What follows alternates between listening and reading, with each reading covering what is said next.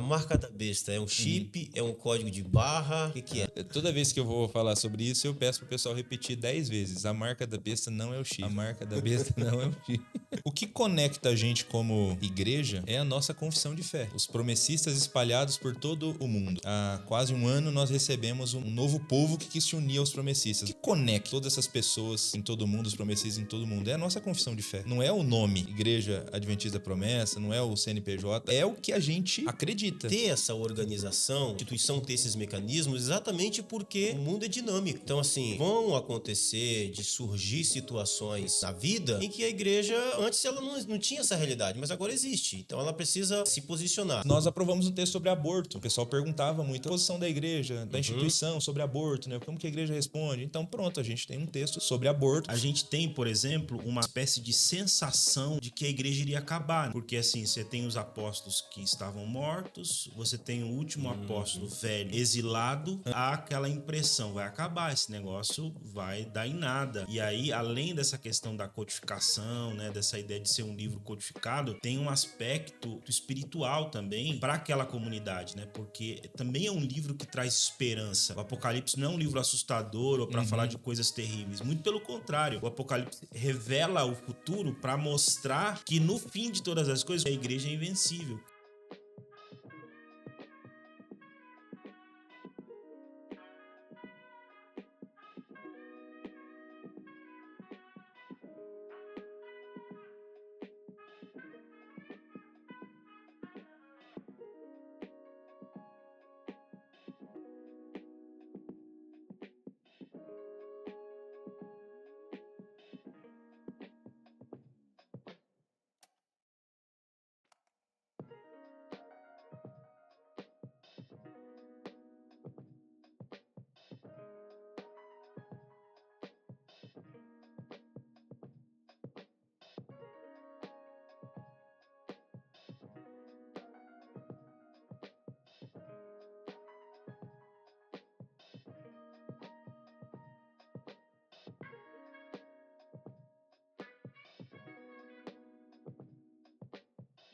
Fala pessoal, sejam todos bem-vindos a mais um CTM Cast, o podcast da Convenção Paulistana Central da Igreja Adventista da Promessa, onde nós tratamos aqui dos mais diversos assuntos e temas. Teologia, ministério, vida cristã, vida com Deus, atualidades, enfim, várias coisas, vários assuntos. E nós estamos começando mais um podcast. Nós já temos aqui vários vídeos de convidados muito especiais falando sobre temas como espiritualidade, a importância da oração, discipulado. E o nosso último vídeo aqui foi com o pastor Willy, que falou com a gente sobre a importância da pregação. E aí eu quero convidar você para que você possa acompanhar, você que está chegando por aqui agora, para que você possa se inscrever no canal, curtir, compartilhar, porque nós temos assuntos aqui bem relevantes, bem interessantes. E hoje a gente está em mais um CTM Cast e nós vamos falar daqui a pouco, depois da vinheta, quem é o nosso convidado, qual é o assunto. Então fica aí que depois da vinheta a gente fala sobre isso.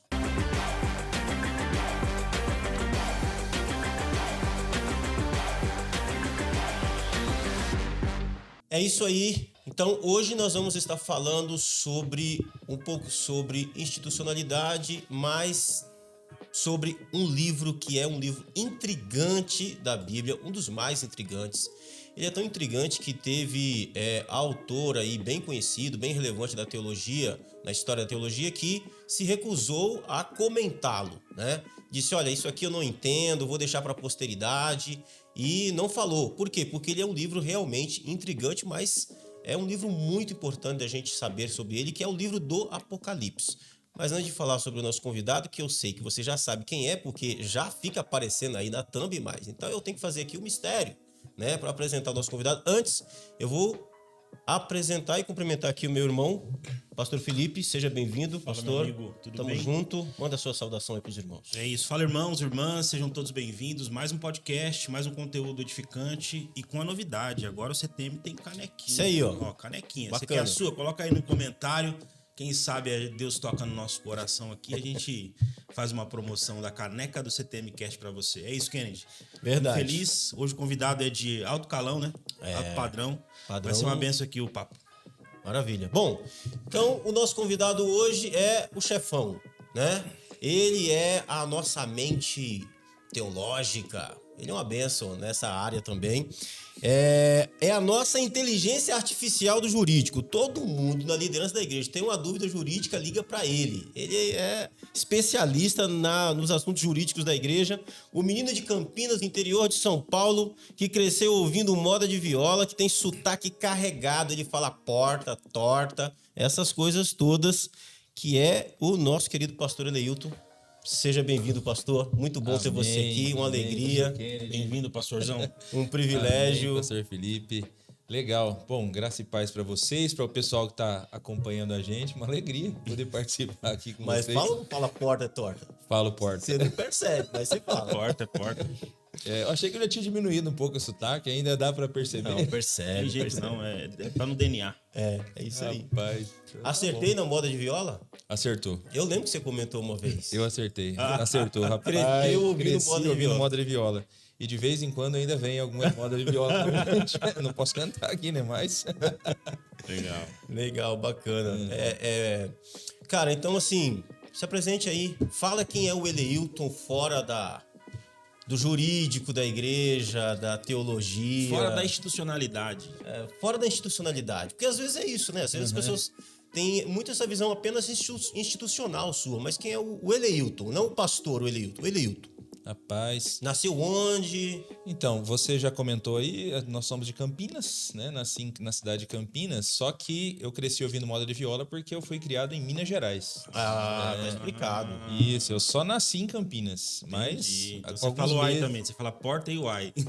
O ai, eu acho que eu Perdeu. perdi. Perdeu o ai. Deixei de falar o ai muito tempo já no estado de São Paulo. Eu vim para o estado de São Paulo, eu tinha 18 anos. Então, até os meus 36 anos, era dividido, né? Eu era metade em Minas e metade em São Paulo. Eu costumava dizer que eu era mais mineiro do que paulista, mesmo tendo nascido em São Paulo. Só que agora, com 39, já passou. Agora eu já sou mais paulista do que mineiro. Mas eu fui criado em Minas Gerais. Qual cidade? Iturama. É sul de Minas? Não, é Triângulo. Triângulo Mineiro. Tá. Triângulo Mineiro. É perto ali da divisa com o estado de São Paulo, perto de Fernandópolis, Votuporanga. Sim. Né? Até por isso as igrejas ali dessa cidade, elas pertencem a Noroeste Paulista e não à Convenção Mineira. Sim. Porque ficam mais próximas de Jales, que é a sede da Convenção Noroeste, do que de Belo Horizonte, que é a sede da Convenção Mineira. Minas é um país, né? Rapaz, Minas é e gigante. Bahia é gigante, né? É gigante, são mais de 800 municípios, é muito grande mesmo Minas Gerais. Então eu cresci em Iturama, na verdade a maior parte do tempo em Iturama, mas vivi também um tempo em Limeira, que é uma cidadezinha ao lado ali, né? Limeira do Oeste. Então, Limeira do Oeste, Iturama, cresci ali e aí com 18 anos é que eu vim para o seminário, né? Em São Paulo. Foi um choque de realidade terrível, né? Porque você sair de Iturama na época devia ter uns 35 mil habitantes. Eu acredito que hoje deve estar um pouquinho maior. Mas você vir para São Paulo é um outro mundo, é uma outra realidade, né? Então, eu estudei aqui em 2005, 2006. Foi em Vila Medeiros ali, na Vila casa Medeiros. dos seminaristas? Isso, exatamente, Vila Medeiros. E, na época, o seminário era nas dependências da igreja de Vila Medeiros. Não tinha ainda sede própria, um lugar específico para o seminário como a gente tem hoje. E como também, anos depois, né, as turmas que vieram depois, elas tiveram um lugar específico para estudo. Mas a minha ainda nós estudávamos na própria igreja de Vila Medeiros mesmo. Então, foram 2 anos ali estudando. Enfim, depois... Qual que era a sua turma? Você falou o ano. 2005, 2006. Entendi. Esse... Quem eram os seus companheiros de seminário? Rapaz, olha, que estão atuando no ministério hoje, poderia citar aqui o pastor Adriano Fiuza, da Noroeste Paulista, né? Ele acabou estudando com a gente. O pastor Benjamin, lá da Convenção Amazônica, acho que ele era secretário na passada. O pastor Moisés Laurentino, da Convenção Paulista. Enfim, José Robson, lá José Robson da Convenção CEAL.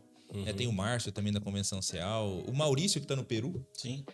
O pastor Jailton, aqui da Convenção. Eu ia falar do Jailton, o Jailton é da sua turma. Da Convenção Paulistana. Enfim, minha turma era muito grande. Na verdade, a minha turma começou com 25 pessoas. Olha só. Eu acho que foi uma das maiores turmas recentes do seminário, né?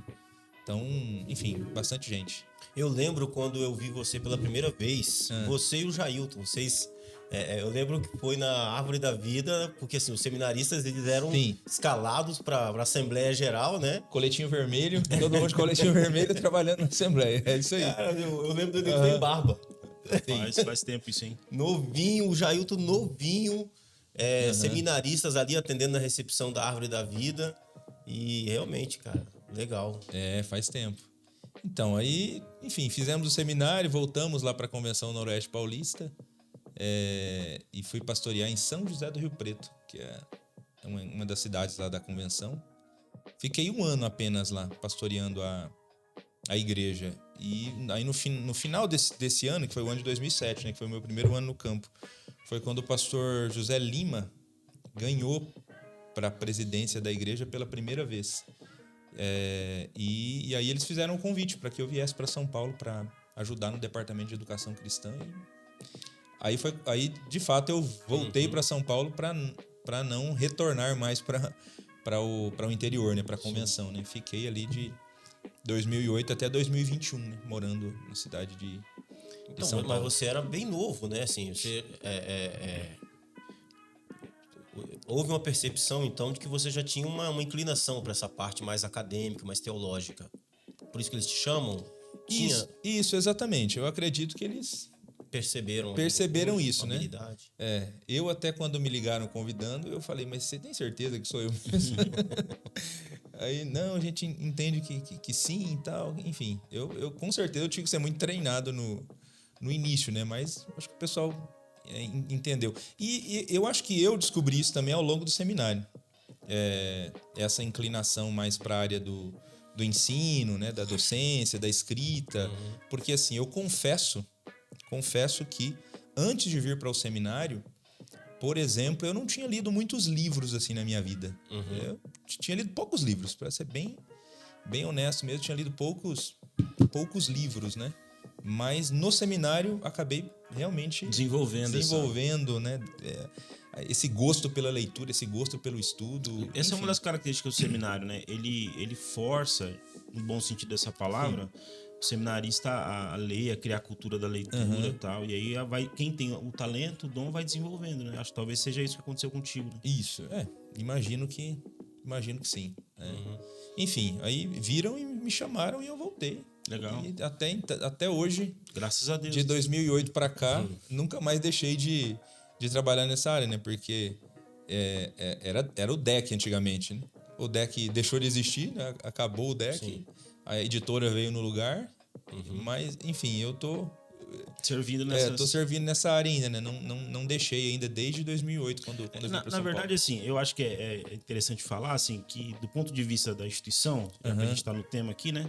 Você está fazendo a apresentação, mas entrou no tema aqui. Eu penso que seja uma evolução mesmo, né? O DEC, em tese, ele não é continuado naquele formato, mas é como se fosse um aperfeiçoamento mesmo, porque a editora ganha um pouco mais de corpo, mais qualidade, a dinâmica da própria escrita fica melhor, né? Então tem uma espécie de evolução, e aí, graças a Deus, você está lá e consegue acompanhar essa evolução, né? Consegue acompanhar esse desenvolvimento. Graças a Deus, a gente acompanhou toda essa mudança, todo esse giro, né? E acredito que foi positivo para a denominação, né? O surgimento da editora Promessa e esse novo momento, né? da literatura. Mas enfim, então eu acho que é isso. Eu acho que era para falar de mim, eu acabei entrando no tema também do ministério, mas só para voltar aqui um pouquinho, eu continuo gostando de moda de viola, mas moda de viola que tem letra letra boa, né? O Kennedy, assim, o Kennedy é especialista nesse negócio. Pode ver a cara, ele já tem um jeitão meio caipira, assim. Então ele vai começar a citar aqui, eu não conheço nenhum desses que ele tá falando. Mas você concorda pra gente passar essa parte? Isso, entendi. Então, raiz, os clássicos. Gosto daqueles hinos raiz também. Hinos raiz. Meu pai é mais crente, tá vendo? Eu cresci ouvindo meu pai e meu tio. Meu tio tocava viola e meu pai violão. Olha aí. Eles faziam aquela dupla, primeira e segunda voz, de hinos assim, assim, você não consegue achar na internet esses hinos. Eles eram um espelho desse período de que a moda de viola, lá nos anos 80, 70, estava em alta, né? Sim. Então, assim, existem hinos que são naquele formato, né? E eu cresci ouvindo isso. Então, cara, Gente, eu respeito, acho muito lindo, mas não tenho nada a ver com isso. Felipe é de outra geração. De outra geração. Gosta de outro tipo. Mas tá bom. Cara, eu mas gosto sim, sua família, esposa, filhas... Sim, sou casado com a Elaine, né, e pai de 2 meninas, que é a Rafaela e a Rebeca. Né? A Rafa esse ano completa 15 anos e a Rebeca 13. Né? Então, atualmente tem 12 e 14. Enfim, então, moças já, né? Eu já não tenho mais criancinhas em casa, né? São outras preocupações, né? Isso, As preocupações vão exatamente, mudando. vão mudando, exatamente. Mas enfim, Legal. é isso. Cara, vamos entrar aqui um pouco na nossa pauta. Eu queria falar com você um pouco sobre essa questão da instituição, né? Só voltar um pouquinho na sua história, assim. Você já começou a falar aí como que começa a sua trajetória na instituição, né?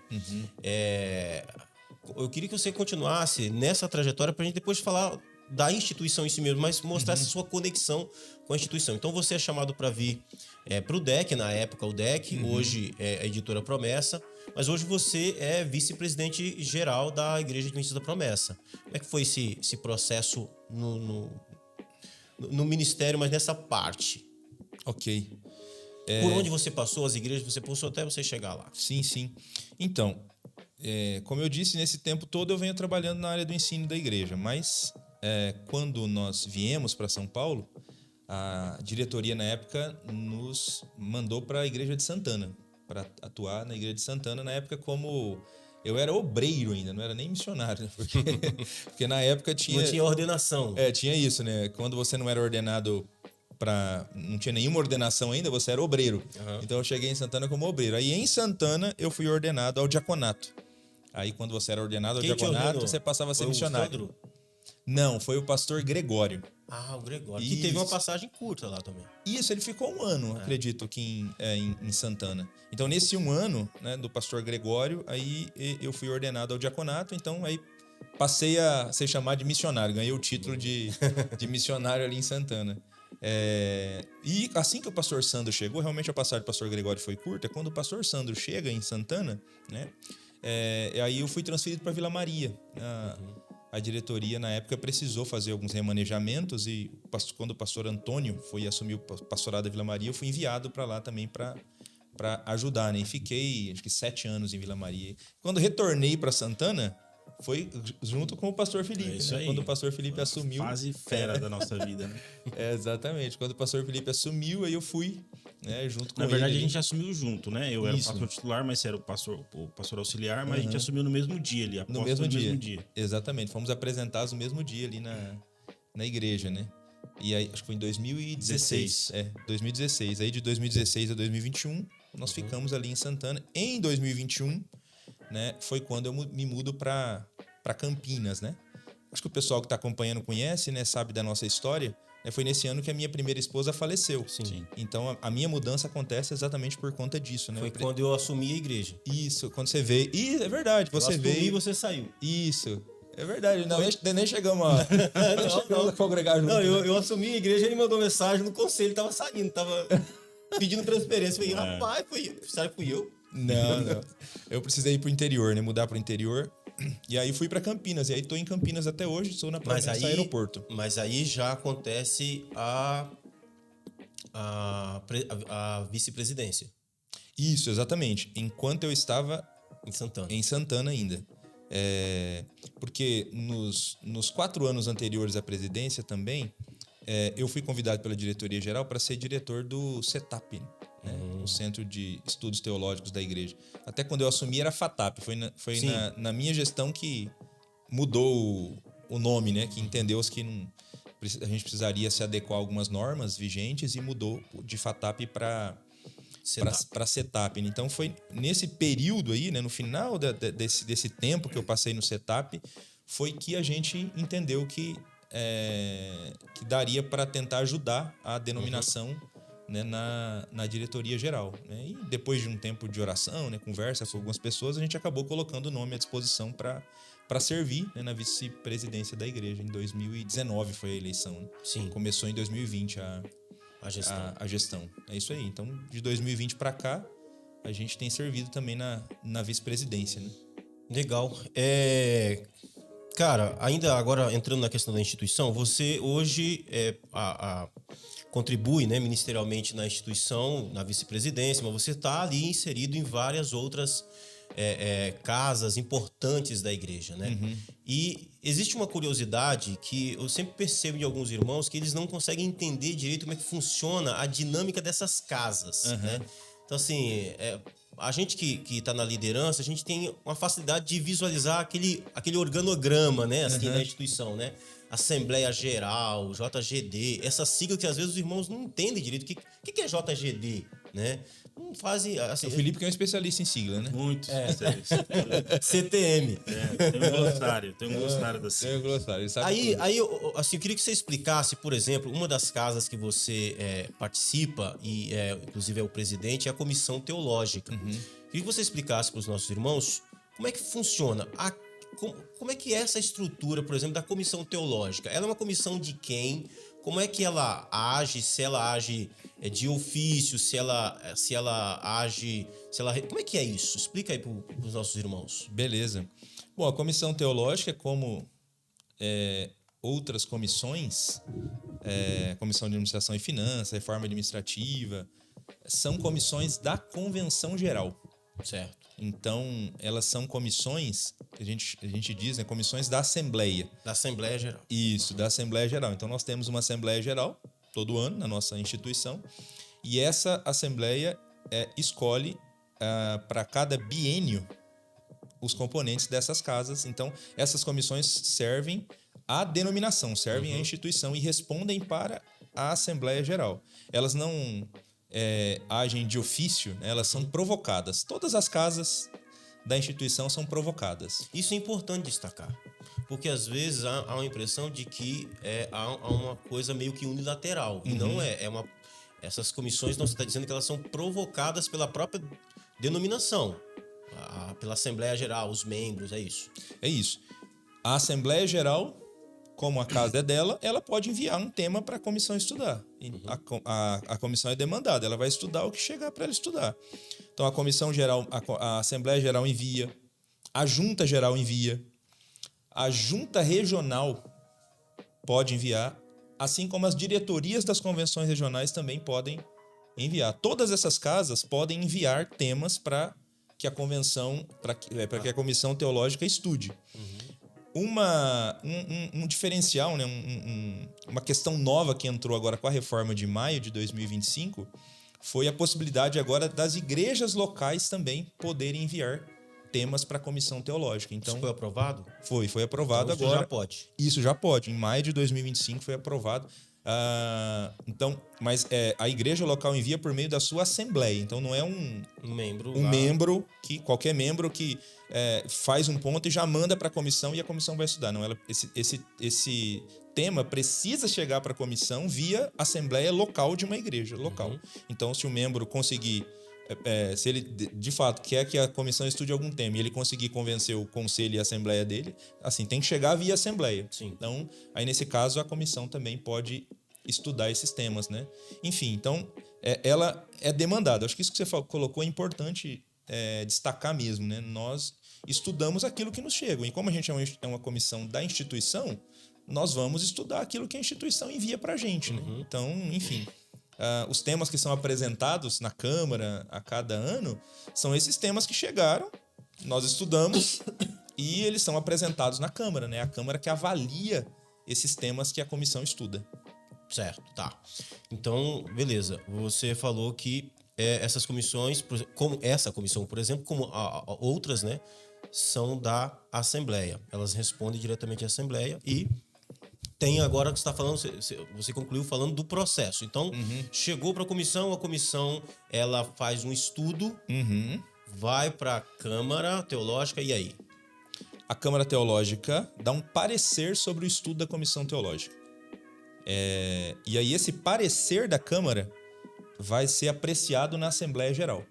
A Assembleia Geral, ela que diz se ela concorda ou não concorda com o parecer da Câmara sobre o estudo da Comissão Teológica. Então, no final das contas, quem aprova ou reprova o estudo Da comissão é a Assembleia Geral, a casa que comissionou esse grupo para poder estudar. Então, esse grupo estudou, aí tem um filtro aqui intermediário, que é a Câmara, que dá um parecer para que agora essa Assembleia possa tomar uma decisão se ela aprova ou não esse estudo da Comissão Teológica. Então, esse é o processo. Aprovando, né, aí aquele tema passa a ser um tema oficial aquele estudo, né, passa a ser um estudo oficial da denominação. Entendi. Legal, eu acho que é importante esclarecer isso, porque às vezes fica essa dúvida, né? Como eu falei, às vezes fica parecendo que é uma coisa meio que unilateral, né? Personalista. E não, é uma provocação que vem da própria igreja, da própria igreja, é isso aí. E é importante dizer também que a comissão tem 15 componentes. Né? A comissão teológica, são 15 componentes a formação dela. Aliás, de todas as comissões e câmaras permanentes, são 15 pessoas, né, escolhidas. No caso da comissão teológica, são 15 pessoas formadas em teologia, né? Precisam ter a formação teológica para ser indicadas e participar da comissão. Da mais diversas áreas do Brasil. Isso. Hoje a gente tem gente de todas as regiões do Brasil. Cara, eu acho assim que uma preocupação que eu tenho, e talvez seja uma reflexão talvez pessoal, né?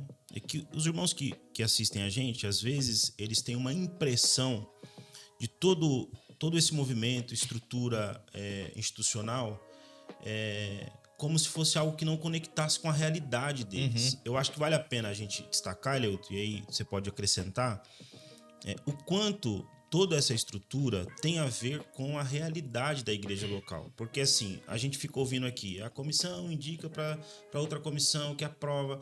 E isso talvez na mente do membro, o membro comum da igreja, o irmão que está lá na igreja local, ele olha assim e fala, que legal, tipo assim. E a gente entende, porque em algumas medidas são de fato questões burocráticas, administrativas. Mas eu acho que existe, principalmente na comissão teológica, um fator determinante que impacta a vida real da igreja, onde a missão acontece, onde as coisas acontecem.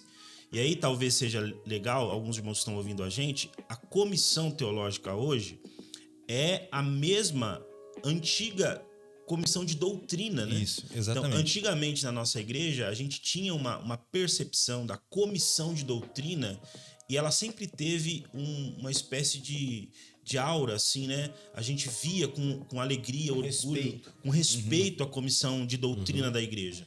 O que aconteceu é que a igreja fez uma adequação de semântica, de palavra, e agora não é mais comissão de doutrina, mas é agora a comissão teológica. E aí eu fecho aqui a minha fala, eu acho que vale a pena você tentar fazer essa conexão para que o pessoal que está ouvindo a gente compreenda, né? O impacto daquilo que se discute na comissão teológica agora afeta a igreja local. Por quê? A base da nossa fé é a Bíblia. Aquilo que nós fazemos na igreja, a forma como nós vivemos, é fruto da nossa reflexão bíblica. E essa reflexão, ela precisa ser depurada. Precisa existir pessoas, e aí a gente olha para o Novo Testamento, mestres, né, como diz o apóstolo Paulo, que se debrucem em torno de temas para que eles orientem a igreja. E esses mestres, o próprio Paulo fala isso, eles precisam ser honrados, né? Duplamente, diz o apóstolo Paulo. Então, assim, tenta mostrar de uma forma simples, né, para os irmãos o porquê é importante ter uma comissão teológica, porque o papel dessa comissão é importante.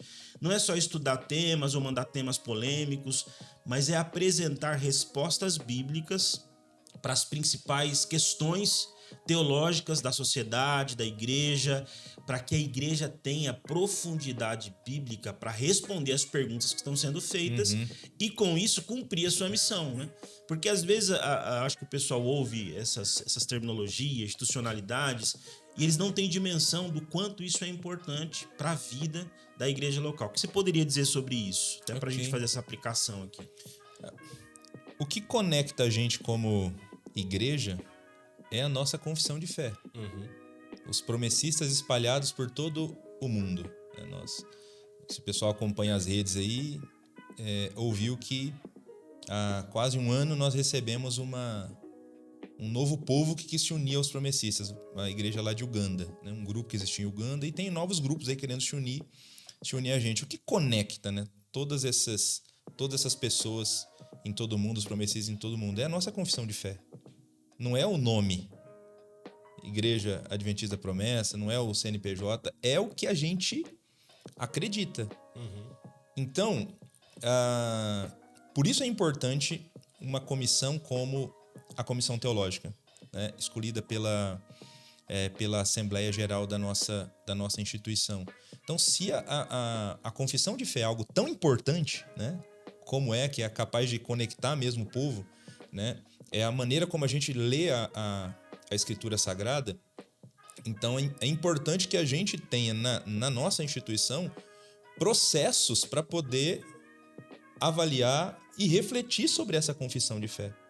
Então, você já pensou se qualquer pessoa, se é o bel prazer, eu discordo desse item aqui da confissão e vamos mudar. E aí, uma semana depois já mudou e... Então, assim, é importante haver... Pode parecer burocrático, mas esses processos são importantes. Então, se alguém está querendo refletir sobre algum ponto, achar que algum ponto, enfim, precisa ser mais aprofundado, então isso precisa de todo esse tempo de maturação, de reflexão, de passar por uma casa, passar por uma outra casa aqui para fazer uma análise prévia, até que você poder ser votado aqui na comissão. E, de fato, uma vez que isso aqui aprova aqui na frente, isso impacta todas as igrejas. Porque aqui nós estamos aprovando algo que todas as igrejas abraçam. É o que a instituição defende, né? Acredita. É o que a instituição acredita. Então, a Comissão Teológica, ela também faz esse trabalho de defesa da nossa confissão de fé, né? Defender o que a gente acredita. Por confissão de fé, para até simplificar, é os nossos pontos doutrinários. Isso, os nossos pontos doutrinários. Exatamente, é aquilo que a gente acredita. Eu vou citar para você aqui dois exemplos que eu lembrei aqui. Um sobre um ponto doutrinário. Até 2012, né, no nosso doutrinal, nós tínhamos no estudo sobre a igreja, lá na seção sobre a liderança da igreja, nós tínhamos lá os consagrados. Né? Consagrados. A gente entendia que diaconato e presbiterato era uma consagração. Então, nós fomos provocados, né? A comissão foi provocada, né? Chegou via uma junta regional para a gente estudar. E aí estudamos, né? Nos debruçamos sobre o tema lá na Comissão Teológica. Foram pelo menos uns 2 anos, né? Até ficar pronto o estudo. E a gente chegou realmente à conclusão de que a ideia de consagração vitalícia não estava de acordo com o Novo Testamento. Era uma ideia muito mais veterotestamentária. E aí seguiu o processo, levou para a Assembleia, foi aprovado, e agora hoje todas as igrejas, né? O pessoal que está acompanhando a gente deve estar acostumado que agora a gente fala ordenação. Uma pessoa que é ordenada, ela é ordenada para 2 anos de mandato, né? Ela serve como diácono durante 2 anos, como presbítero durante 2 anos. Depois a Assembleia tem que renovar, né? Se vai continuar ou não. Então, veja, é uma consequência prática aqui na igreja local de algo que foi refletido aqui durante um tempo, até ser aprovado, aí entrou nos documentos, aí a igreja local agora ela tá praticando, né, algo que foi fruto aqui de uma reflexão aqui atrás. E aí o outro, só rapidamente, um tempo, eu não sei precisar se 2, 3, 4 anos atrás. Cuidado com o que você vai falar. Escolhe bem o exemplo. Não, eu escolhi bem o exemplo. Mas nós aprovamos um texto sobre aborto. Por exemplo, um texto sobre aborto, né? O pessoal perguntava muito a posição da igreja, da instituição sobre aborto, né? Como que a igreja responde? Então, pronto, a gente tem um texto muito legal. sobre aborto que foi colocado. Até um tempo desse eu escrevi um artigo sobre aborto na minha rede social. E até muita gente, algumas pessoas até criticaram, né, por a posição colocada ali. Mas assim, eu como pastor promessista, eu escrevi tranquilamente o que eu escrevi, porque eu sei que ali atrás a instituição aprovou o posicionamento dela sobre aquele tema, né? Então é normal que às vezes as pessoas tenham pontos de vista diferentes mesmo sobre os temas, né? Mas enfim, hoje a instituição, por exemplo, tem uma resposta sobre o tema, sobre aborto, enfim. E a comissão vai tentar ajudar a denominação a oferecer respostas para todos os temas que chegarem para a gente estudar ali. Eu acho que dentro da fala do Felipe, eu acho que é importante ter essa organização, esses mecanismos, a instituição ter esses mecanismos, exatamente porque o mundo é dinâmico. Né?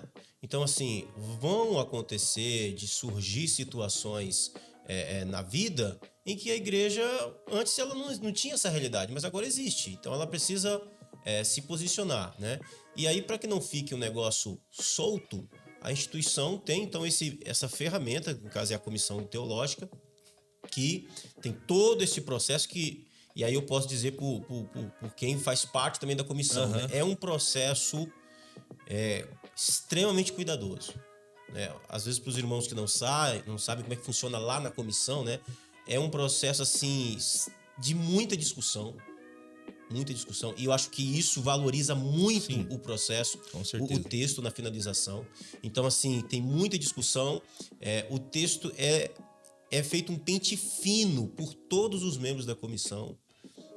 Eu diria que palavra por palavra, porque às vezes a gente fica agarrado numa palavra. Fica agarrado. Às vezes gasta tempo ali por conta da maneira como uma frase está construída e a gente fica ali debatendo a maneira mais clara, né, de deixar aquela frase.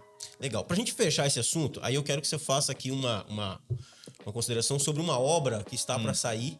Eu quero que você diga como é que está essa obra, o andamento dela e a expectativa de ser lançada, que é a nossa teologia sistemática, que eu acho que é um documento, um material que é aguardado com expectativa e que vai trazer uma posição acadêmica. Explica pra gente como é que está esse processo e qual a importância dessa obra.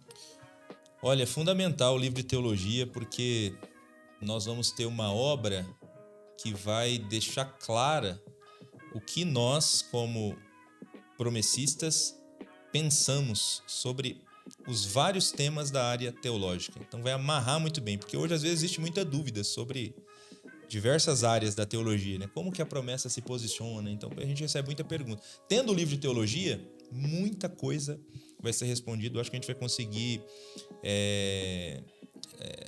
alinhar um pouco mais, né, o nosso pensamento, enfim, entre o grupo pastoral. Então é uma obra muito importante. Essa obra ela vai ter 10 capítulos, são 10 capítulos do livro de teologia, e 7 deles já estão aprovados, né? 7 deles já estão aprovados, já passaram por assembleia. Então nós só temos mais 3 capítulos para finalizar a obra. Então no nosso cronograma, na Câmara Teológica desse ano, se eu não estou enganado, acho que é 24 de outubro que está marcada a Câmara Teológica de 2026. Então, nessa Câmara de outubro, nós vamos apresentar os 3 temas finais, né? Esses temas depois vão para a Assembleia, em maio do ano que vem. E, se aprovados, então... Fechou, né, os 10 capítulos. Aí eu imagino que no ano que vem mesmo, até o final do ano, né, a gente consegue... talvez até antes de terminar essa gestão ainda, entregar, né, o livro de teologia pronto, né, publicar essa obra importantíssima para o povo promessista, que é o livro de teologia. Legal.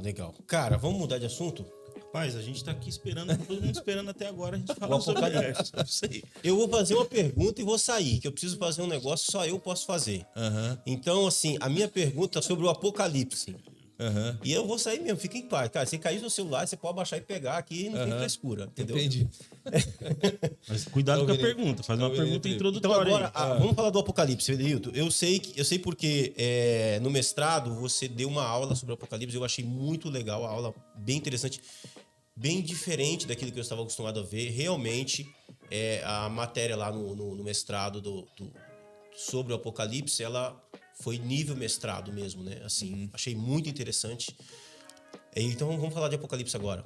Minha primeira pergunta, para mim poder sair, eu deixo você com o Felipe aqui e já volto. O Apocalipse é sobre o fim do mundo? Olha aí. Fiz a pergunta e saí. Vamos lá, Hilton, vamos lá. Vai dar certo. Vai lá, Kent, vai e volta. Cuidado para não bater na câmera aí. E aí, o Apocalipse é sobre o fim do mundo? Sobre o que é o livro do Apocalipse, pastor Hilton? O Apocalipse trata, sim, de temas relacionados ao fim do mundo. Não é exclusivamente sobre esse tema. Se a gente pudesse resumir os principais temas do Apocalipse, o Apocalipse fala da vitória final de Cristo e da igreja. Legal. Eu gosto de uma expressão que o Leandro Lima usa para o Apocalipse, que ele diz que o Apocalipse é o livro dos invencíveis, porque tem 2 invencíveis no Apocalipse, que é Cristo e a igreja. Legal. No final, Cristo e a igreja triunfam. Esse é o resumo do... É a ideia por trás do livro. do livro. A ideia por trás, o resumo por trás do livro é esse. Jesus vai triunfar no final e a igreja vai triunfar no final. Então o livro, ele detalha pra gente como serão esses capítulos finais da história em que Cristo vence e o seu povo vence e a igreja vence. Legal. Então essa é a ideia do Apocalipse, né? Algumas pessoas têm uma visão do Apocalipse um tanto quanto assustadora, né? Assombrosa. Sim. Essa ideia de que é um livro repleto de símbolos, repleto de questões assim obscuras, que são difíceis de interpretar. E de fato, a gente vai falar sobre isso, tem algumas coisas que requerem da gente um pouco mais de compreensão. Mas pensando no nome do livro, assim, né? Tenta explicar, até para fortalecer essa ideia do que você está falando, do ponto de vista bíblico, até exegético ali, hermenêutico, o que significa Apocalipse e por que ele é importante para a igreja, do ponto de vista do momento em que ele foi escrito, né? Porque tem um contexto pelo qual o livro foi escrito. Tenta falar sobre isso, que eu acho que é bacana também. Legal. Então, o nome em si, Apocalipse, já é uma palavra grega. Então, se o pessoal dizer, como que é Apocalipse em grego? Apocalipse, não tem outra expressão. não tem outra expressão. Se a gente fosse traduzir para o português, a tradução seria revelação. Legal. Então, Apocalipse, a tradução é revelação. A ideia de Apocalipse é algo que está encoberto. Certo. Né? E você tira o véu de sobre isso que está encoberto. Se revela. Isso, revela, né, algo que está encoberto. Algo que não pode ser visto, né, diretamente aí pelos olhos. Então, você tira esse véu, agora você consegue enxergar. Então essa é a ideia de Apocalipse. E o livro faz isso com relação ao futuro. Ele tira o véu de sobre os acontecimentos futuros, né? Sobre os capítulos finais da história, para que a gente possa entender o que vai acontecer no final da história. Aí alguém pode perguntar assim, puxa, pastor, mas se a ideia do Apocalipse é tirar o véu, né, para descobrir algo que está oculto, por que o livro é tão difícil, né? Porque a impressão é que tira o véu e ainda continua sem entender, né? Já não entendia com o véu e tirando o véu tá mais difícil. Tá mais difícil ainda de entender, porque são tantas imagens, né, símbolos assim, que tá muito complicado de entender o livro. Mas a questão tem a ver com o gênero literário, né? O Apocalipse, ele faz parte de um tipo de um gênero literário em que você escreve verdades claras, mas por meio de símbolos. Um parênteses, não sei se você pode falar sobre isso dentro do que você está comentando. E tem até um porquê, né? Isso. Que ele é escrito dessa forma por conta do contexto. Isso, exatamente. Esse tipo de literatura, ele é um tipo de literatura que surge em períodos de perseguição. Legal. Por isso que o Apocalipse tem essa característica, esse gênero de codificação, porque é um tipo de literatura que surgiu em períodos de perseguição. Só entende quem entende o código. Só entende quem entende o código, é isso aí. Pega o código. Então, ele é enviado para a igreja e a igreja sabe. Eu acredito que a igreja cristã primitiva conhecia todos esses códigos aqui. Entendia. Com clareza. Para nós é difícil, mas para eles estava claro. Eles entendiam o que significava. E em contrapartida, caso esse livro caísse nas mãos de um inimigo, caísse nas mãos de um perseguidor da igreja, o cara não ia entender nada. Ele não ia entender nada. Por quê? Porque ele não conhece os códigos.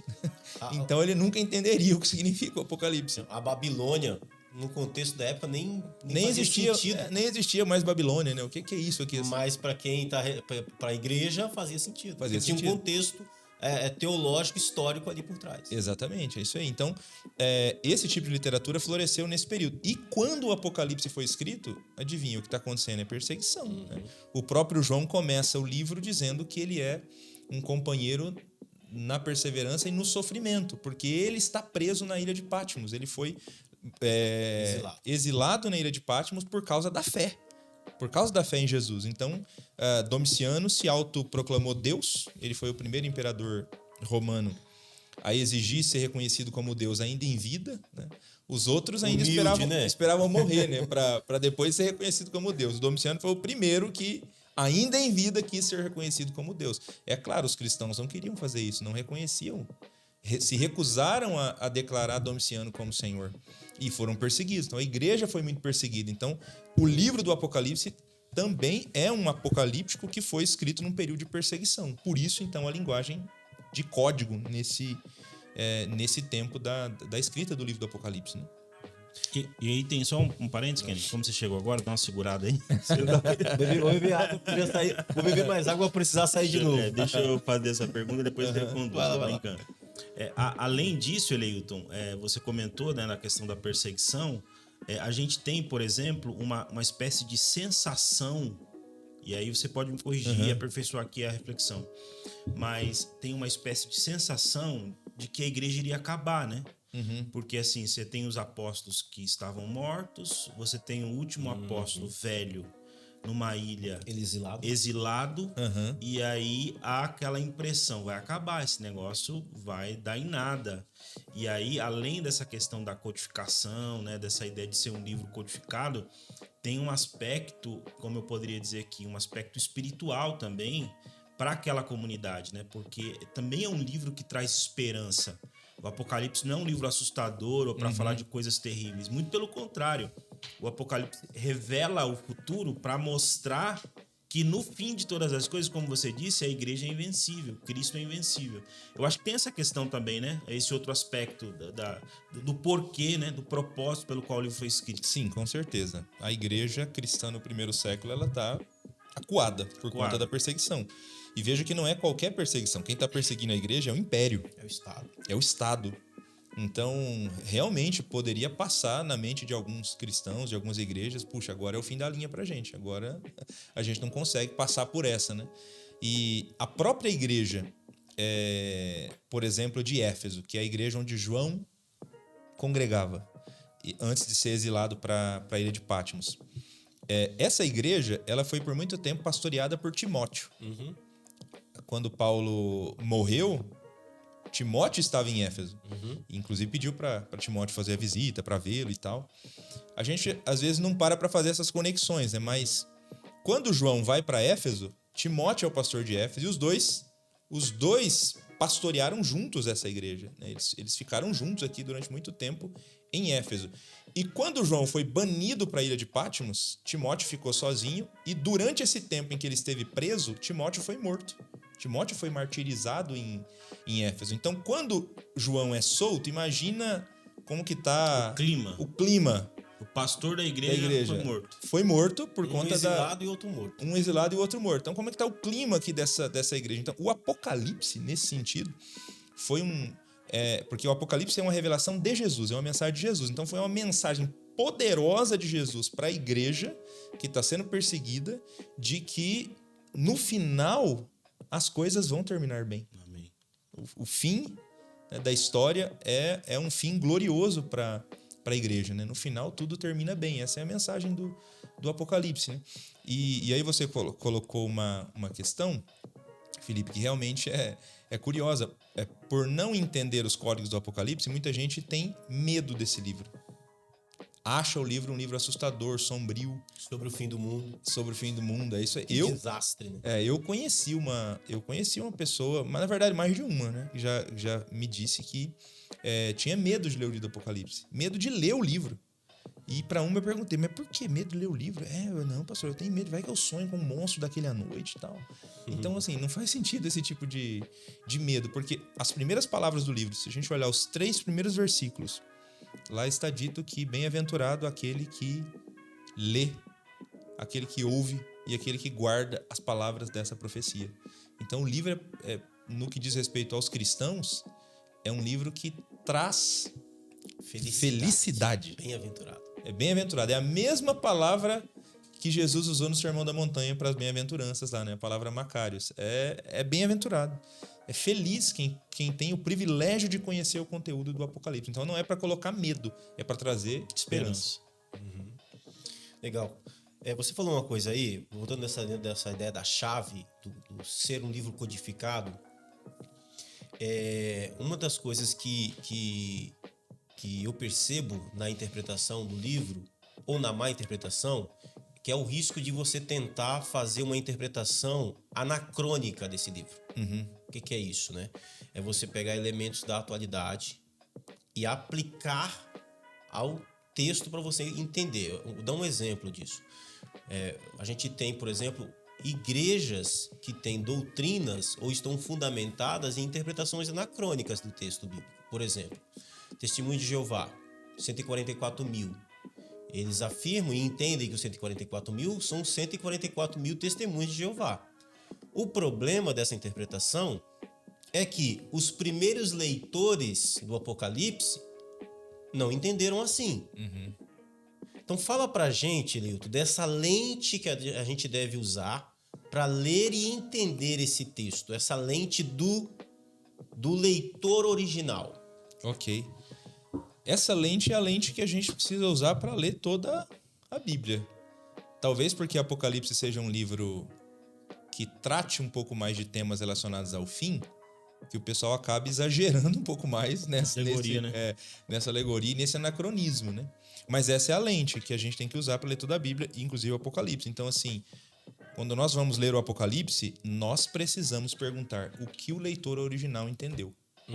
O que o cristão lá da igreja de Éfeso, de Esmirna, de Pérgamo, o que aquele cristão lá do primeiro século, ao ler esse livro, ele entendeu. E assim, se você está interpretando um livro e na sua interpretação, ao pensar no leitor original, é impossível que ele chegasse a essa conclusão, Então a sua interpretação está errada. A sua interpretação está equivocada. Porque o livro não pode significar para a gente o que nunca significou para o leitor original. Perfeito. Então, a pergunta que a gente faz sempre para interpretar a Bíblia é essa: o que significou para ele? Entendi? Examinei contexto, tudo. Agora sim, eu posso aplicar isso para a minha vida, aplicar para o nosso tempo. Então, realmente, essas leituras anacrônicas do Apocalipse, a gente já descarta. O pessoal acha helicóptero em Apocalipse. É verdade. E aí, assim, surge sempre aquele perigo, né? Por exemplo, morreu um papa, foi eleito outro. Esse é aí já era. E agora chegou o momento. Ou então o novo presidente dos Estados Unidos, né? Esse é o anticristo. É sempre uma leitura muito ruim, né? Porque o texto não está preocupado com isso, né? Aliás, não deu nem o nome, que exatamente não é para você ficar tentando encontrar, achar o indivíduo, né? É exatamente isso. Quem tem uma visão muito peculiar nesse sentido, e que por isso a cada mudança de papa sempre tem um burburinho, um estardalhaço e tal, é a igreja do sétimo dia, né? Porque quando eles olham ali para o Apocalipse, capítulo 13, eles interpretam que uma besta é o Papa e a outra besta é um poder político. É um poder político, especificamente os Estados Unidos da América.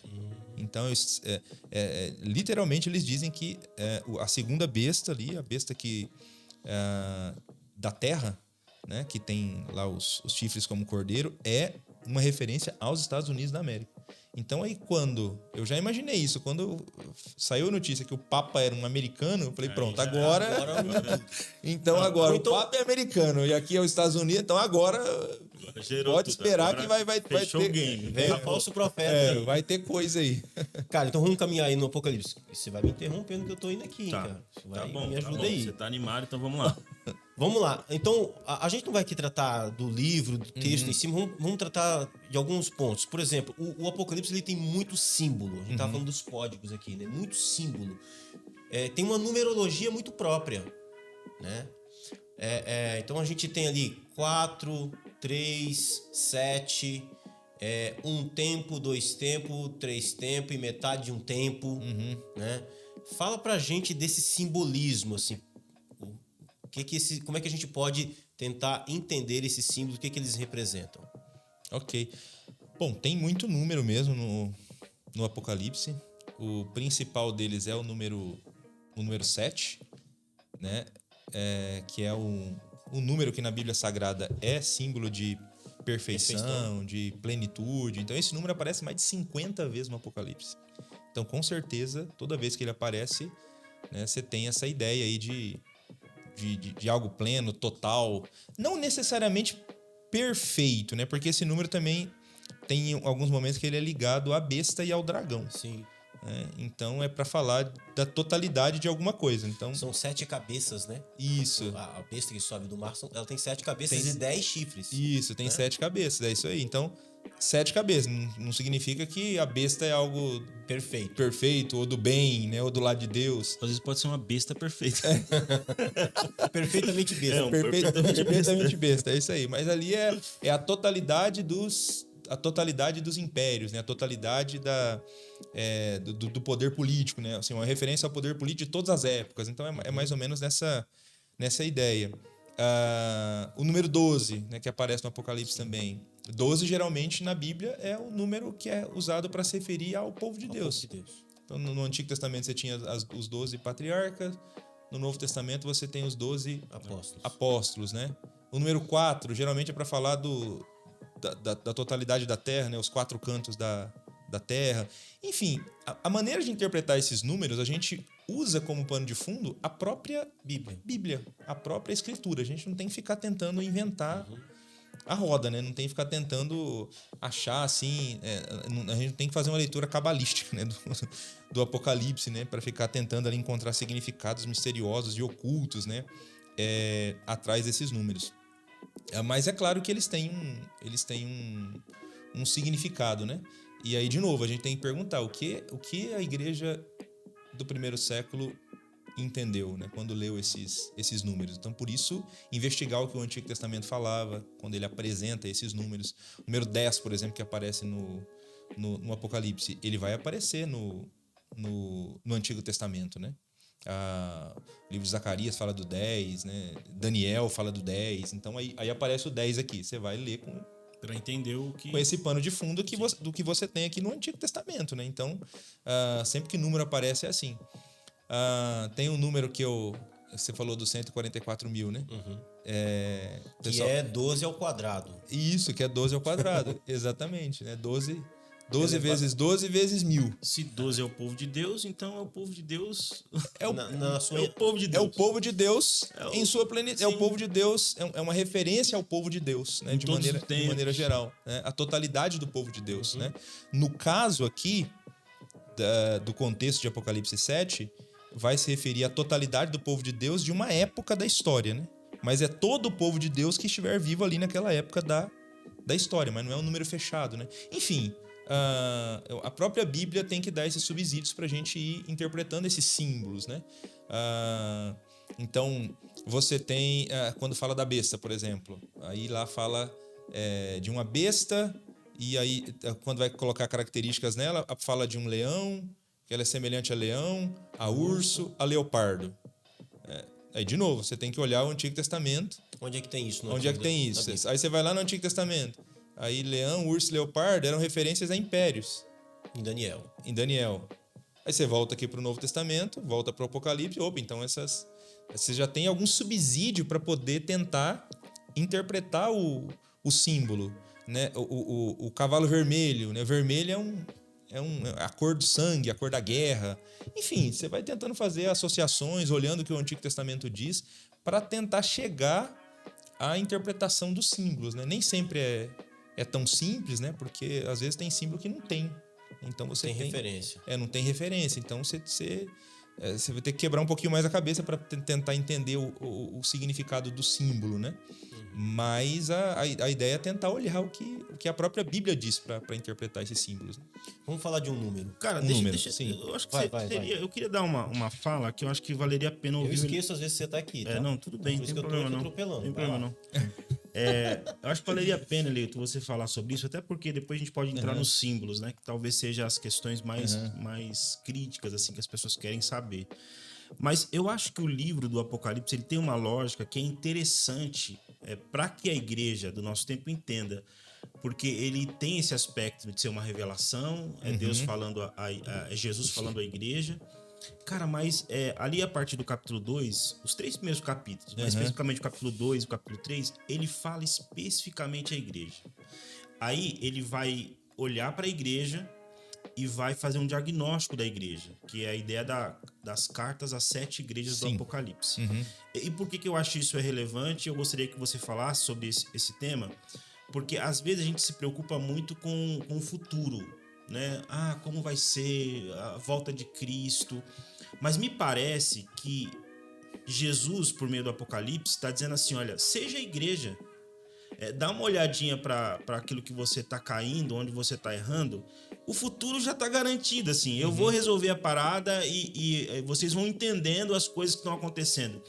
Mas parece que existe uma preocupação inicial de que antes de você entender os símbolos, antes de você entender o que está acontecendo no futuro, você precisa ser igreja. E para ser igreja, você tem que ser confrontado. E aí tem as cartas, né? E aí o texto vai dizer que Deus vê coisas ruins, coisas boas, faz elogios, faz críticas. O quanto isso é importante para a gente entender o Apocalipse, né? A gente falou dos códigos. O quanto é importante a gente, antes de querer entender o futuro, a gente ser igreja no presente. Então, fazer uma autoavaliação da nossa postura, de quem nós somos como igreja. O que você poderia dizer dessa correção que Jesus faz ali logo naqueles primeiros capítulos, aquelas igrejas, e como isso se aplica às igrejas de todo o tempo? Já que são 7 ali, o que isso quer dizer e quais são as percepções que a gente tem que ter daquele texto? Legal. De novo, o número 7. São 7 recados. 7 recados. 7 recados para 7 igrejas.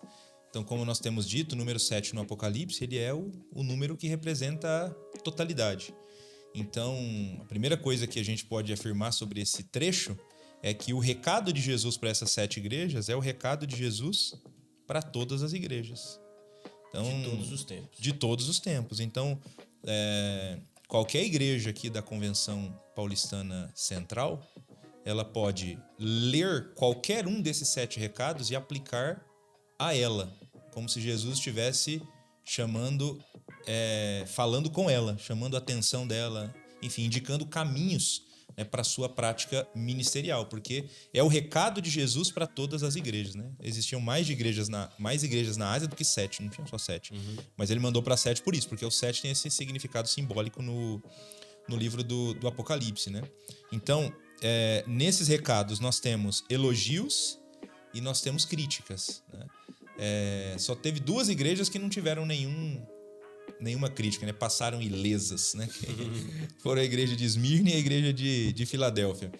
Mas as outras todas tinham alguma coisinha ali para dar uma ajustada, né? Talvez não porque elas eram perfeitas, obviamente não eram perfeitas. Sim, nenhuma igreja é, né? Nenhuma é. Mas Jesus está ali exatamente usando uma fala para essas igrejas para trazer uma aplicação muito própria para qualquer igreja de todos os tempos. Isso. Eu gosto de ler essas 7 cartas pensando assim em marcas de saúde. É como se Jesus estivesse querendo mostrar quais são as marcas de saúde que ele quer ver nas igrejas de todos os tempos. Legal. Tem até um livro que é famoso, do Mark Dever, que é as 9 marcas.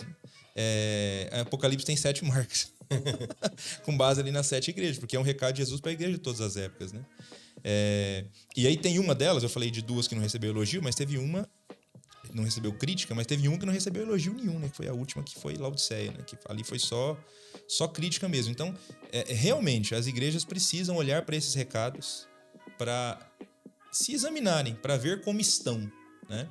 Antes de ficar pensando só nas questões escatológicas, né? Pensar em como elas estão cumprindo a missão, né? Em como elas estão fazendo a vontade de Deus nesse tempo, né? Sempre que a gente trata de escatologia, na verdade, nós temos esse desafio. Porque existem pessoas que têm uma certa... Como que eu poderia dizer? Um certo preconceito com escatologia. É porque acha que escatologia não tem relevância ou importância nenhuma para a igreja hoje, né? Porque o que importa é a missão, né? O que importa é a gente cumprir a missão aqui no dia a dia. Então tem um certo preconceito.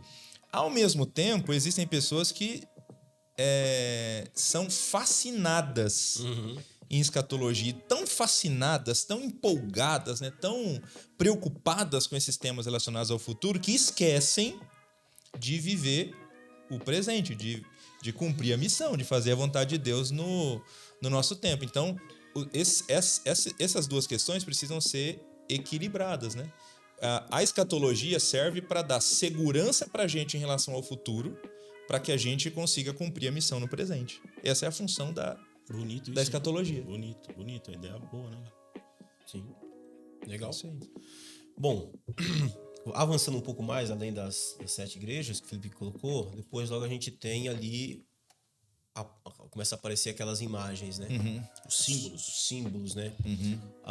Eu ia te fazer uma pergunta naquela hora, mas eu vou deixar ela um pouco para frente, a gente vai chegar lá. É porque estava dentro do contexto. Mas mais para frente, ali no capítulo 4, a gente tem, acho que é o 5, né? A visão dos 4 cavaleiros. Capítulo 6. Capítulo 6, isso. A visão dos 4 cavaleiros do Apocalipse ali. Fala pra gente, Leilton, um pouquinho, dá uma visão geral assim, do que eles representam. E aí, às vezes, é a pergunta que a gente ouve, né, assim, qual que tá... Qual é o da vez? Qual é o cavaleiro da vez? É isso aí. Se é que tem, como é que funciona isso? Exatamente. O pessoal sempre pergunta, nós estamos em qual cavalo? Nós estamos em todos. Esse trecho aqui do capítulo 6, ele é um trecho que fala de coisas que nós estamos vivendo já. Todo o capítulo 6, ele fala do princípio das dores. Então, se a gente pudesse, de maneira simples, dividir aqui a história, né? Aqui nós temos a vinda de Jesus e aqui a segunda vinda de Cristo. Esse espaço do meio aqui, nós temos uma parte maior de eventos chamado princípio das dores. Deixa eu dar uma pausa. Então você está falando dessa primeira vinda, o nascimento de Jesus. Isso. Só para pontuar. Isso, o nascimento de Cristo aqui. Nascimento, encarnação e morte. E a segunda vinda dele. Aí a gente está nesse período do meio aqui. Então nós temos uma grande parte aqui de evento chamado princípio das dores, que é o tempo que nós estamos vivendo hoje. E nós vamos ter uma pequena parte no final aqui, antes da vinda de Jesus, que é chamado grande tribulação. Perfeito. Todos esses eventos aqui do capítulo 6, eles dizem respeito ao princípio das dores. E é até bonito, se você está lendo o Apocalipse em sequência, o capítulo 5 parece ser aquela cena de quando Jesus volta para o céu depois de cumprir a sua missão aqui na Terra. Ele volta e é glorificado, a exaltação do Filho, né? Quando ele é recebido novamente ali nas cortes celestiais, né? Para sentar à direita do Pai. Então, há um louvor, uma glorificação, uma exaltação, uma entronização a Cristo, porque ele cumpriu a missão, né, que foi dada a ele. E aí, então, aí vem o 6. Então, a partir desse momento que ele volta para o céu, agora a igreja tem que continuar caminhando aqui. E aí tem esses eventos aqui, esses eventos a partir de agora. Então, o primeiro cavalo, que é o cavalo branco, é uma referência a Cristo e à pregação do Evangelho. A igreja tem que caminhar... em todo o tempo. Que acontece em todo o tempo. A igreja tem que caminhar pregando o Evangelho, né? Em todos os lugares. Aí você tem um cavalo vermelho, que é uma referência às guerras, né? Que a partir de então, né, a igreja vai enfrentar períodos de tribulação, né? Muito sangue vai ser derramado ao longo da história, antes da volta do Senhor Jesus. Então esse cavalo simboliza isso. Todas essas guerras que vêm acontecendo ao longo da história. Você tem um cavalo preto, né, que é o cavalo que tem... O cavaleiro dele tem uma balança na mão, que é para representar a fome e a miséria. Também que é uma constante ao longo da história da humanidade. Nós nunca vamos chegar naquela utopia de um mundo perfeito que todo mundo... tem comida, que todo mundo tem dinheiro, né? Que tá todo mundo bem. Não existe. Isso não vai acontecer antes de Jesus trazer. Só com Jesus. É só Jesus que vai trazer o reino dele em plenitude. Até lá, isso não vai acontecer. E aí você tem o cavalo amarelo, que é o cavalo que se chama Morte e Inferno, que é uma referência também a todas as mortes que vão acontecer das mais diferentes maneiras até a vinda do Filho de Deus. Né? Então, essa é a cavalaria, né, do Apocalipse. Então você está dizendo que essa cavalaria, ela, por exemplo, assim, nós não temos guerra no mundo inteiro, mas nós temos guerras em parte do mundo. Sim. Essa violência, esse sangue derramado, essa guerra, seja ela uma guerra militar, uma guerra civil, uma guerra... hoje tem várias guerras, né? De narcoterrorismo, como a gente está vendo no México agora, seria representado por esse cavaleiro vermelho. Esse cavaleiro vermelho, exatamente. É uma coisa regional, que acontece regionalizada, não acontece, não é global, mas acontece em algum lugar do mundo. Por exemplo, a gente tem lugares que tem fome extrema. É isso? É isso, exatamente. E a tendência é que isso vá se aumentando cada vez mais, se potencializando. Por isso que é princípio das dores, né? A imagem é sempre da mulher grávida, prestes a dar à luz. Então as contrações vão aumentando, as dores vão aumentando. Você falou de guerra, por exemplo. O pessoal que está ouvindo a gente aí, eu fiquei, se eu não estou enganado, essa semana eu ouvi no rádio que a guerra da Rússia com a Ucrânia completou 3 anos, 4 anos. 3 ou 4, alguma coisa assim. 3 ou 4 anos. Então, assim, qual foi a última vez que a gente se preocupou com a guerra da Rússia com a Ucrânia e a gente orou para que esse conflito acabasse? Comum, né? Virar algo comum. Virar algo comum. É tão comum ouvir falar de guerra que, beleza. Mais uma. Estourou mais uma guerra lá. Tá bom. Então, assim, enquanto não alcançar a gente, enquanto não chegar aqui, pra gente tá tudo certo, né? Porque, assim, ficou comum já ouvir falar de guerra. Então, essa é a ideia do princípio das dores, né? Desses sinais que Jesus falou. Eles vão ficando cada vez mais comuns, né? Até chegar o momento do parto, que é quando vai começar a grande tribulação, né? Que é a hora da criança nascer. Então, o que a gente pode interpretar dessa sua fala é que essas dores, elas vão aumentando. Isso vai ficando mais intenso. A gente vai percebendo no contexto social que esses fatores vão aumentando. As mortes, a miséria, a injustiça. E parece que o mundo está se deteriorando. Essa é a ideia que o Apocalipse está trazendo. Isso. A gente está indo para um caminho que vai apertar o cerco. Essa é a ideia. É isso aí. Vai apertar o cerco. As coisas não vão melhorar, elas vão piorar. Aí você deu uma notícia ruim, o pessoal esperando que algum governo melhore tudo. Não, as coisas vão piorar. Só vai melhorar definitivamente quando vier o rei perfeito. Cara, eu acho que isso é muito importante. E aí eu não sei se eu atropelo aqui o processo, Kennedy. Não, exatamente. Mas, cara, assim, eu acho que valeria a pena, Lilton, a gente falar um pouco mais sobre isso. Por quê? Porque a gente precisa ter uma visão profunda e ampla da Bíblia. E eu acho que essa visão que o Apocalipse traz, ela é importante pra gente hoje. Porque a gente vive uma espécie de cristianismo, de evangelicalismo, sem a perspectiva do amanhã, do futuro, do advento, da volta de Cristo, do novo céu, da nova terra. Isso é muito ruim.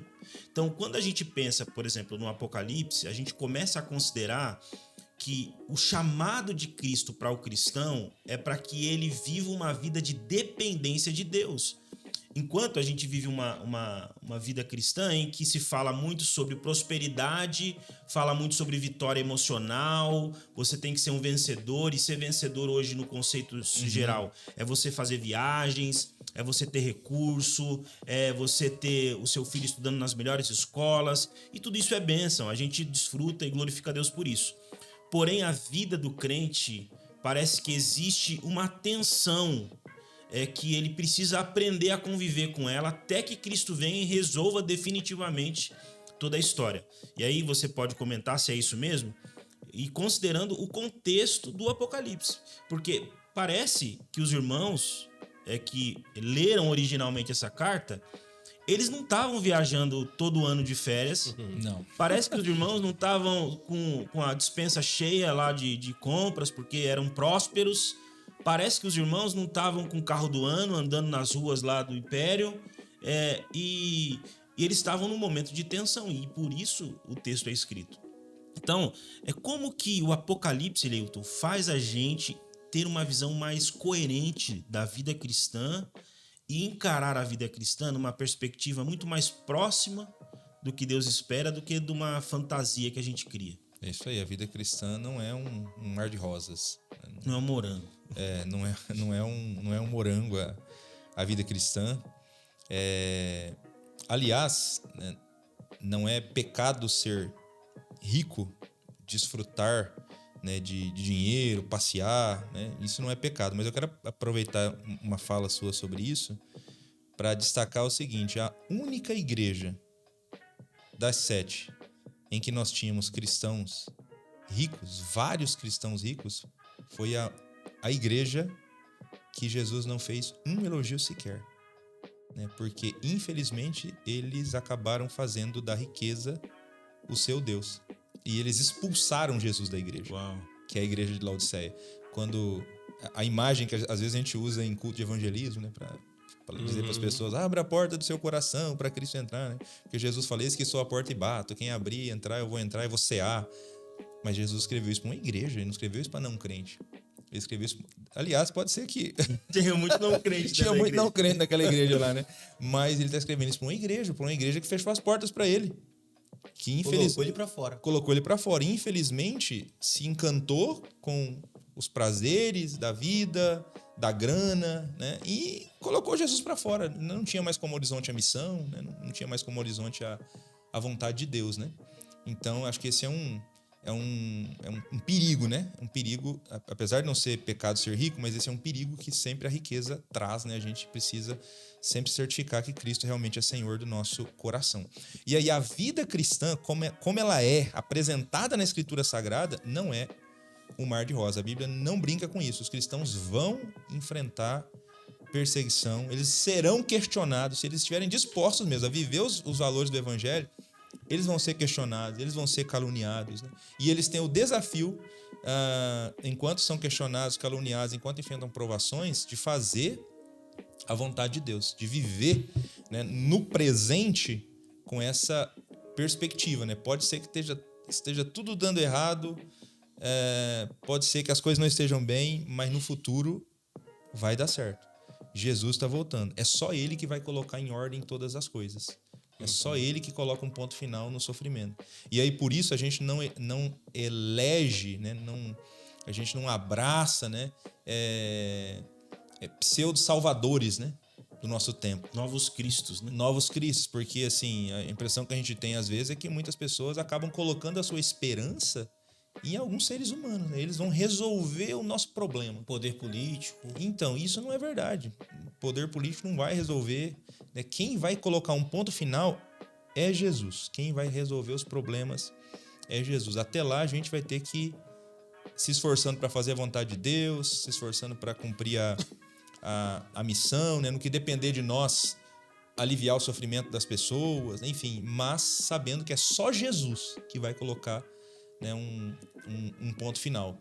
E, enfim, aproveitar os sofrimentos e as tribulações para crescer, para amadurecer, né? Porque, na verdade, o Novo Testamento fala inúmeras vezes que a gente tem que se alegrar quando estiver enfrentando a tribulação ou o problema, porque é sempre uma oportunidade que Deus está nos oferecendo para que nós melhoremos, para que a gente amadureça. Entendi. Eleilton, a gente já tem 1h20, nem parece. Eita, rapaz, Mas, sério? Eu tenho outras duas coisas aqui para perguntar. Então, a gente vai lá, a gente vai lá. Eu vou na sequência aqui do selo pra gente ver se a gente consegue ir para um outro tema. É porque tem o quinto selo, cara, que eu acho que ele pra mim, é um dos textos mais complicados, assim, ali do Apocalipse, pelo menos na minha opinião. Queria que você explicasse pra gente um pouquinho desse quinto selo. Explica o selo, não vou aqui explicar, você explica melhor que eu.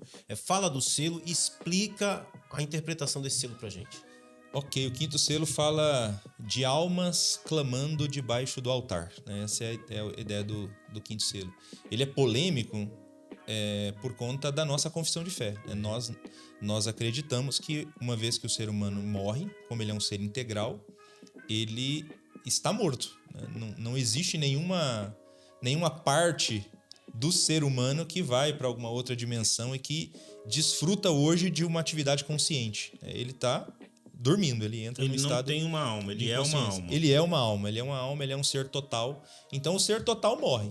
Então como é possível almas, né, clamando debaixo do altar? Aí de novo a gente tem que recorrer à linguagem figurada e simbólica do Apocalipse. Porque tudo no Apocalipse é assim. Sim, tudo no Apocalipse é assim. Por que esse texto não seria, né? Você pega ali um altar, né? É o altar do sacrifício. O altar do sacrifício, exatamente. Aí um monte de almas, né? Seres incorporados ali debaixo do Então, assim... Não faz nem sentido essa visão, né? Não faz muito sentido. Então, o que essa imagem sugere, né? Essa imagem dos mártires clamando, né? Até quando, Senhor? Até quando? Essa imagem sugere que durante esse período chamado princípio das dores, assim como tem pregação do evangelho, tem guerra, tem miséria, tem morte, haverá também perseguição contra os cristãos, eles serão perseguidos. Jesus falou que vocês serão odiados por minha causa, então os cristãos vão ser mortos, por isso que eles são mártires, né? Por isso a visão do altar de sacrifício. Sim, isso, porque realmente cristãos entregarão a sua vida, né, por causa do evangelho, por causa do Senhor Jesus Cristo. E aí a ideia dessa visão dos mártires clamando é que Deus não se esquece de nenhum desses cristãos que entregaram a sua vida por causa do evangelho. Um dia o sangue deles será vingado. A gente não pode falar de vingança em relação a nós, seres humanos, né? A Bíblia não autoriza a nós agirmos de maneira vingativa, porque como nós estamos afetados pelo pecado, nós não vamos conseguir executar uma vingança de maneira correta. Mas a Bíblia fala que a vingança pertence ao Senhor. Um dia Deus vai vingar o sangue dos mártires, né? E o Apocalipse usa inclusive essa linguagem, né? Então um dia Deus vai acabar com todo o sofrimento, e todas essas pessoas que perseguiram os cristãos também experimentarão a ira de Deus. Então essa visão do quinto selo serve para lembrar a gente disso. Legal. Boa. Cara, eu queria falar uma parada, porque assim, eu sempre tento olhar, Leilton, e talvez por conta do meu perfil, da minha vocação, é como essas realidades, elas se aplicam à missão, né? Então, a gente comentou sobre a necessidade da igreja se enxergar como igreja, fazer essa autoanálise, essa autoavaliação e trilhar um caminho diferente, né? Que é o que Jesus exorta as igrejas ali do Apocalipse. E aí tem uma figura, né, no Apocalipse, que é a taça da ira de Deus, se eu não me engano, capítulo 15, capítulo 16, né? Essa taça da ira de Deus, ela vai ser derramada. E aí, eu queria que você tentasse falar pra gente o porquê o livro do Apocalipse, ele também é importante para a missão. Porque parece que, de alguma forma, existe uma urgência que o Apocalipse traz pra gente do desfecho da história. Jesus está voltando, breve venham. Tem uma mensagem de brevidade, ainda que na nossa dimensão a gente não consiga enxergar isso, mas há uma brevidade da vida, há uma realidade batendo as portas. E dentro dessa realidade tem essa figura, né, simbólica, que é a taça da ira de Deus. Existe um Deus irado. Existe um Deus irado com o pecado.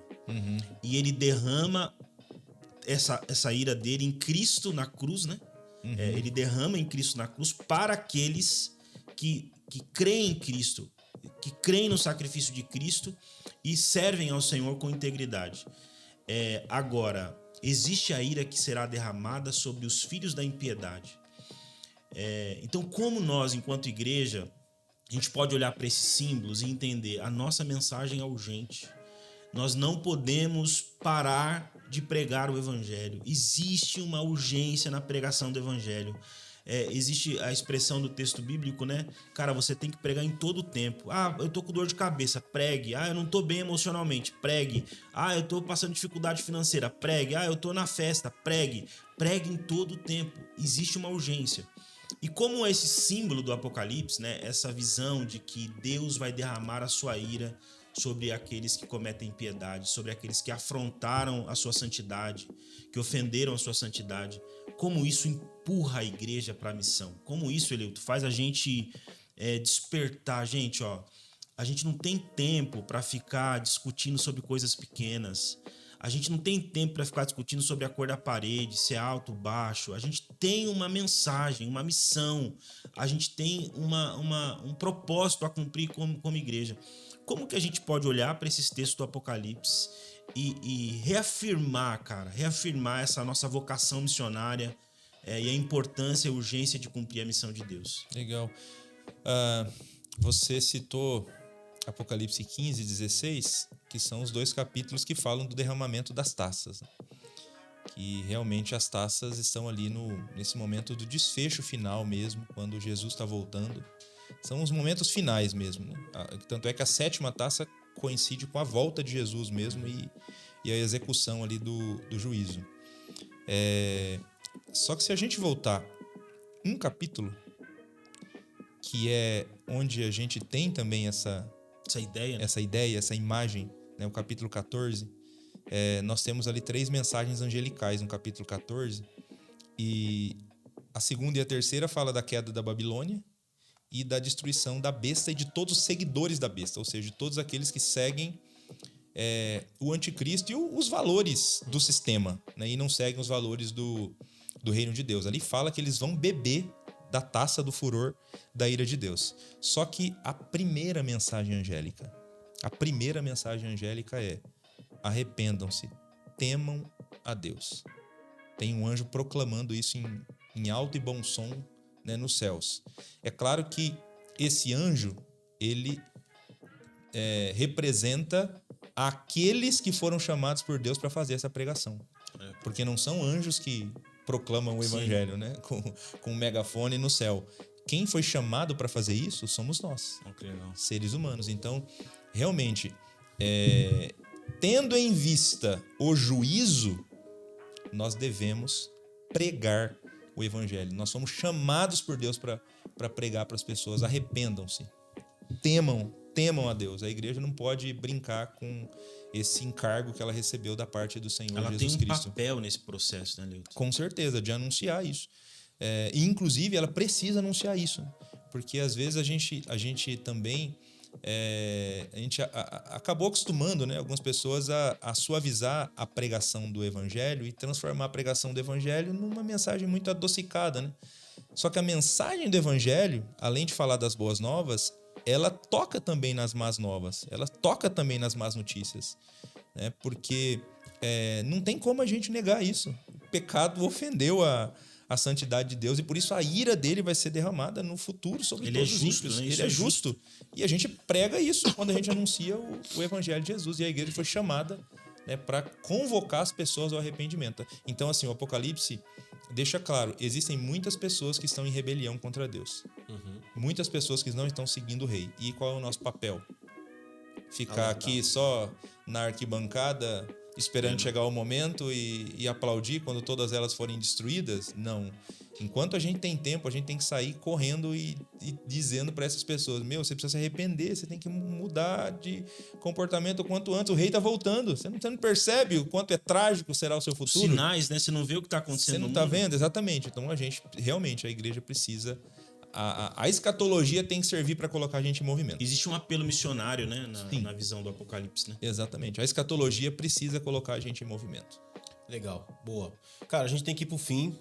Vamos seguindo aqui. É que o tema é muito legal, né, cara? A gente tem que chamar você aqui para vários podcasts para separar esse negócio por tema. Mas eu quero fazer uma aqui. Eu sei que você já ouviu muito e você vai responder de novo, não tem problema. Porque é uma curiosidade geral. A marca da besta é um chip, é um código de barra? O que é? Rapaz, toda vez que eu vou falar sobre isso, eu peço pro pessoal repetir 10 vezes. A marca da besta não é o chip. A marca da besta não é o chip. Porque realmente, acho que popularizou-se essa ideia, né, de que a marca da besta é o chip. Na época do Covid era a vacina do Covid, né? Aí mudaram um pouquinho, né? Que na vacina já foi o pessoal... código de barra dos produtos, Sim, já foi um monte de coisa. Porque diz que tinha 666, né? Então todo produto tinha ali o... Enfim, mas nós entendemos que a marca da besta não é uma marca literal, né? Ser marcado na mão ou na testa, né, diz respeito a aquelas pessoas que trabalham e pensam para a besta. Então são as pessoas que a mente delas e as ações delas foram cativadas pelo anticristo. Elas estão trabalhando para o sistema. Quem são essas pessoas? Os ímpios, aqueles que não seguem Jesus. No final dos tempos, nós vamos ter claramente poderão ser vistos dois grupos. Aqueles que seguem o Cordeiro, selados, e que tem a marca de Deus, né? Que é o selo lá do capítulo 7. Inclusive o capítulo 14 fala da marca de Deus, diz que eles têm escrito nas suas testas o nome de Deus e do Cordeiro. De Deus e do Cordeiro. Então, assim, será que é literal a marca?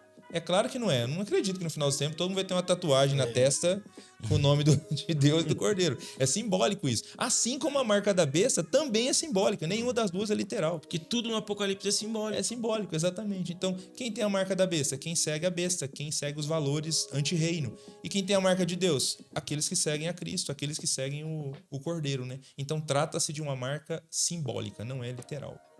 Perfeito, perfeito. A gente tem mais um monte de perguntas, tem mais alguma coisa? Cara, eu acho que a gente pode caminhar, porque você fica insistindo aí pra terminar. Então... Porque tem muita coisa, tem muita coisa que a gente poderia trabalhar aqui. tem uma parte do Apocalipse que eu acho muito interessante, que é aquela parte que vai pro fim, né? Que fala, por exemplo, uma das imagens assim, que mais me intriga no Apocalipse é a descrição da Nova Jerusalém, né? E há uma poesia, há uma espécie de dança poética ali entre a Nova Jerusalém. Uma hora ela é apresentada como uma noiva, como uma mulher. Outra hora é uma cidade que está descendo. Sim. Essa cidade é quadrada, ela tem altura, ela tem largura, comprimento e altura, né? Isso. É uma espécie de cubo. É lógico que não é literal, mas o que isso significa? Tem um monte de porta. Então a gente tem um monte de coisa que a gente não vai falar aqui, porque aí da próxima vez que você vier, a hora que o pessoal vê, fala assim, ficou esses pontos pra trás. Mas tem muita coisa legal. Mas vale a pena terminar pra cima, então, falando sobre esse finalzão. Vamos lá. Que é essa parte que eu acho muito bela como o livro termina. Que termina falando da Nova Jerusalém, a cidade que tem o rio, a árvore da vida que aparece, né? Que apareceu lá em Gênesis, agora ela fecha o livro, fala desse arremate, dessa beleza, de como esse livro termina, fechando toda essa história que parece que ali no finalzinho fecha um ciclo que começou em Gênesis. Muito bom. Essa cidade, realmente, ela deve ser uma cidade belíssima, será uma cidade belíssima. Todas essas descrições que você menciona, não dá pra gente entrar em todas aqui, mas o resumo é: a cidade é bela. É tudo para tentar destacar o quanto essa cidade será perfeita. Mas para mim, Kennedy, Felipe, né, o que é mais extraordinário nessa descrição toda aí da Nova Jerusalém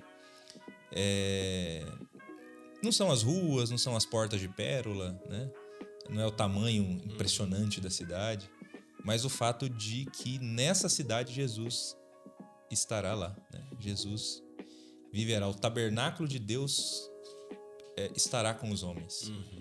Então nós estaremos com Jesus na Nova Jerusalém. Então o Apocalipse termina exatamente assim: os invencíveis estarão presencialmente juntos, porque hoje nós estamos juntos também, né? Nós cremos que Jesus está com a gente, mas nós estaremos ao lado de Jesus. O texto lá fala que nós vamos servir a Deus e ao seu Pai face a face.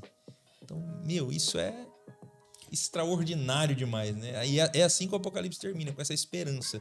Tá lá a igreja, tá lá os cristãos, tá lá Cristo caminhando lado a lado e nós todos podendo servir ao Senhor Jesus por toda a eternidade, enfim, fazendo coisas extraordinárias por toda a eternidade. Ele termina com essa esperança, por isso que a oração final do Apocalipse é Maranata, né? Vem, Senhor Jesus. Amém. Que esse dia chegue logo. Deixa eu pegar um gancho no que você falou aqui, que eu acho isso insondável.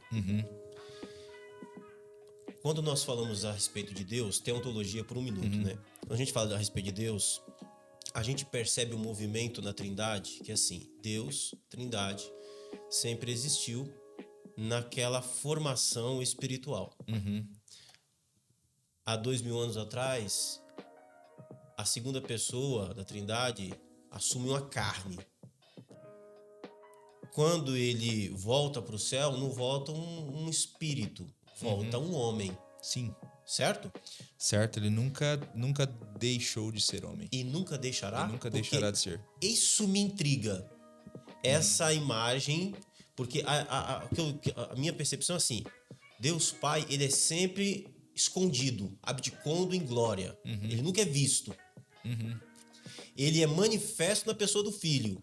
E o que você está dizendo, então, é que nessa nova realidade da Nova Jerusalém, essa segunda pessoa da Trindade é essa proximidade com o Deus eterno. Sim. É isso? É isso, exatamente. Isso é extraordinário. É extraordinário. Fantástico. Pensa no privilégio que vai poder ser olhar para a segunda pessoa, olhar para o Senhor Jesus Cristo, né? E, enfim, agradecê-lo pelo que ele fez, porque, na verdade, todos nós estaremos lá por causa dele. Amém. Não é por causa de nós, né? Por causa dele. Amém. Então será extraordinário demais. Cara, nesse clima gostoso aqui, pensando nessas coisas eternas que estão logo ali, né? Deixa aí uma mensagem para nossos irmãos, uma palavra final. Se você quiser, pode ir lá para aquela câmera, pode ir lá pra gente, fica à vontade, cara. Fala aí. Ok. Bom, primeiro agradecer aí o convite, né? Bênção. Muito bom, cara. Estar com vocês, participar dessa conversa boa aqui à mesa, né? A gente louva a Deus por isso. Deus continue abençoando aí vocês, né, nesse projeto, demais. nessa caminhada aí, e continuem produzindo conteúdos relevantes para a igreja, né?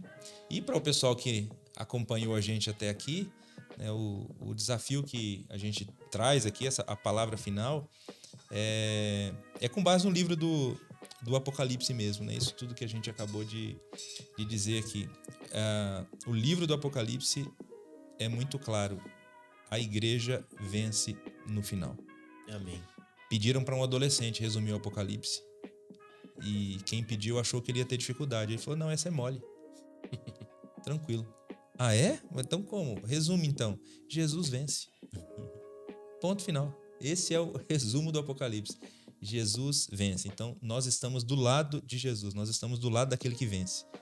Então, continuemos firme, cumprindo a missão, pregando o evangelho poderoso de Jesus, sabendo que, no final, nós estaremos com ele. No final, a igreja vence, porque Jesus vence. Amém. Isso aí. Amém.